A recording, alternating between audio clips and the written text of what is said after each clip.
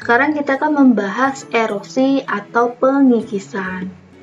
Setelah mengalami pelapukan, massa batuan yang telah pecah tadi menjadi partikel-partikel kecil akan menyatu dengan tanah, sehingga muncul erosi, yaitu proses pengikisan permukaan bumi oleh media yang melibatkan pengangkatan partikel batuan. Pertama, kita akan membahas erosi ablasi, yaitu erosi yang disebabkan oleh aliran sungai atau hujan. Erosi yang disebabkan oleh air yang mengalir akan menimbulkan banyak gesekan terhadap tanah yang dilaluinya. Nah, besarnya gesekan pada tanah itu dipengaruhi oleh besarnya air yang mengalir. Gesekan akan semakin besar jika kecepatan dan jumlah air semakin besar. Dan pengikisan oleh air sungai yang terjadi secara terus-menerus dapat mengakibatkan dasar sungai terbentuk huruf V. Nah, ini ya seperti huruf V. Atau akan menjadi jurang.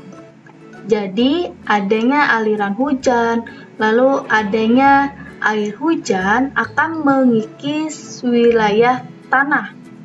Lalu, tanah bagian atas akan terkikis sehingga kesuburan tanah mulai berkurang.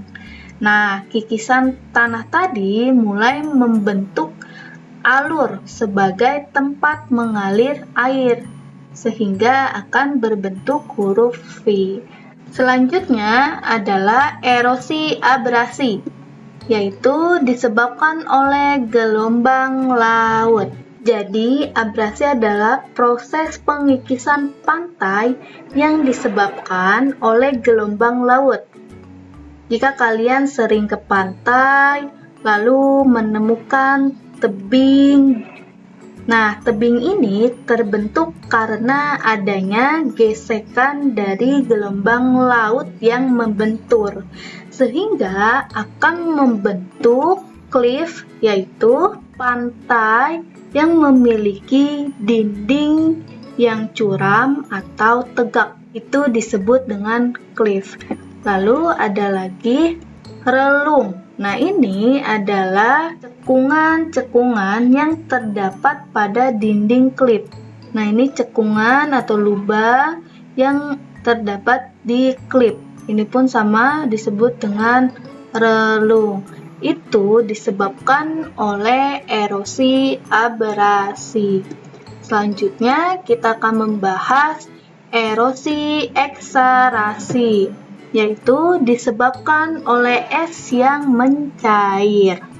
Jenis erosi ini hanya terjadi pada daerah yang memiliki musim salju atau di daerah pegunungan tinggi.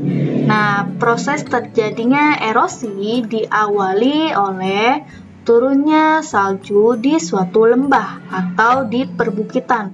Lama-kelamaan salju akan menumpuk pada lembah sehingga menjadi padat dan terbentuklah massa es yang berat.